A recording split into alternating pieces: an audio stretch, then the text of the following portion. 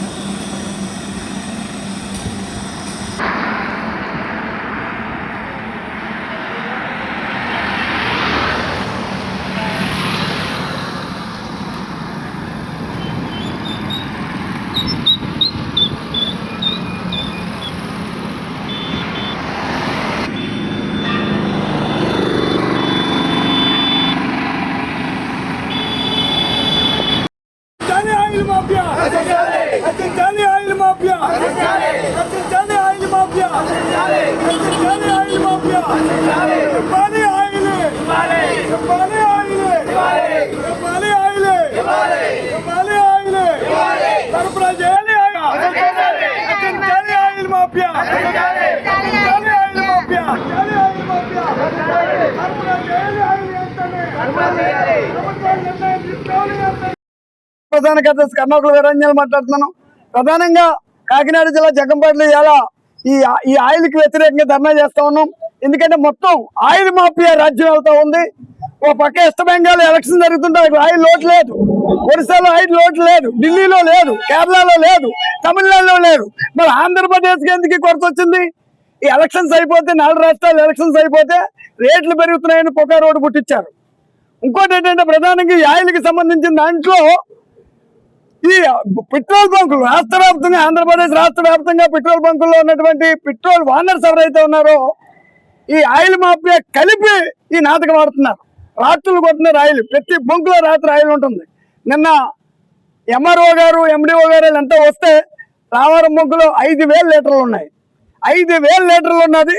ఇవాళ పొద్దున్న లేచి మేము ధర్నా అంటే 4 బంకుల్లో అక్కడ కొంచెం త్వర ఆయిల్ కొడుతున్నారు. ప్రధానంగా ఈ ఆయిల్ మాఫియా అనేది ప్రభుత్వానికి కూడా అంతించట్లేదు.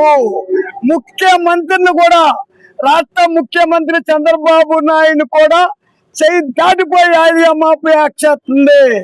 ఈ ఆయిల్ మాఫియా ఆయిల్ కొరత సృష్టించి రాత్రుల్లో లక్షలాది లీటర్లు, లీటర్ కాడ 10 రూపాయలు, 20 రూపాయలు, 30 రూపాయలు చేసి అమ్ముతున్నారు. వాళ్ళకి ఆయిల్ మాఫియాకి ఈ రాష్ట్ర ముఖ్యమంత్రికి అంతించట్లేదు. అందుకని నేనేమంటానంటే ఈ ఆయిల్ మాఫియా వల్ల మొత్తం కాలేజీల్లో చదివే పిల్లలంతా కూడా ఇళ్లకు పరిమితం అయిపోయారు. యూనివర్సిటీలన్నీ మూసేశారు. చిన్న పెద్ద మోటార్ సైకిల్ మీద, ఆటోలు తిరిగేటువంటి కూరగాయల ఆటోలు కూడా రేపు స్తంభించిపోయే అవకాశాలు ఉన్నాయి. ఎందుకు? మొత్తం దేశంలో లేనిది మన రాష్ట్రానికి కొరత. పైగా ఇక్కడ ఆంధ్రప్రదేశ్ బీజేపీతో లింక్ ఆఫ్ ప్రభుత్వం, బీజేపీతో ఉమ్మడి ప్రభుత్వం ఉంది. ఇక్కడ బీజేపీతో ఉమ్మడి ప్రభుత్వం ఉన్నప్పుడు ఢిల్లీలో లేని ఆయిల్ నరేంద్ర మోడీ గారు ఇప్పుడు ఎలక్షన్ ప్రచారంలో వెస్ట్ బెంగాల్లో లేని సమస్య, తమిళనాడులో లేని సమస్య ఆంధ్రప్రదేశ్కి ఎందుకు వచ్చింది? మరి ఆంధ్రప్రదేశ్ ముఖ్యమంత్రి మోడీ గారితో ఎందుకు మాట్లాడలేదు? ఆంధ్రప్రదేశ్ లో ప్రజలంతా విలవల్లాడిపోతున్నారు. ఎక్కడ లారీలు అక్కడే, ఎక్కడ బళ్ళు అక్కడే, ఎక్కడికక్కడే స్తంభించిపోయింది. మరి అధికారులంతా ఏం చేస్తున్నారు? కలెక్టర్లంతా ఏం చేస్తున్నారు? ఎంఆర్ఓలు ఏం చేస్తున్నారు? ఎమ్మెల్యేలు ఏం చేస్తున్నారు? మండల పరిషత్లు ఏం చేస్తున్నారు? ఎందుకు ఈ ఆయిల్ మీద దృష్టి పెట్టలేదు? ఎందుకు ఆయిల్ మాఫియా మీద యాక్షన్ తీసుకోలేదు?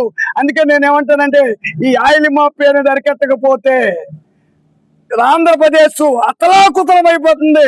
అనేక ఉత్పత్తులు పడిపోయి, అనేక అమ్మకాలు పడిపోయి, విపరీతంగా ధరలు పెరిగిపోతా ఉన్నాయి. ఇలా ఆయిల్ ధర 200 అన్నారప్పుడే లీటరు నూనె 200 అంటున్నారు. అలాగే అన్ని ధరలు పెంచేస్తారు. వెహికల్స్ ఎప్పుడైతే ఆగిపోయాయో, మొత్తం ఉత్పత్తి ఆగిపోయిందో అన్ని రేట్లు పడిపోయే అవకాశాలు ఉన్నాయి. కాబట్టి ఆంధ్రప్రదేశ్ ముఖ్యమంత్రి ఆయిల్ మాఫియాని పండబెట్టి తొక్కే వరకు ఈ సమస్య పరిష్కారం కాదని ఆంధ్రప్రదేశ్ రైతు కూలీ సంఘం మేము రాష్ట్ర వ్యాప్తంగా కూడా ఈ ఆయిల్ మాఫియా మీద ఆందోళన చేస్తామని సొంతంగా తెలియజేసుకుంటున్నాను.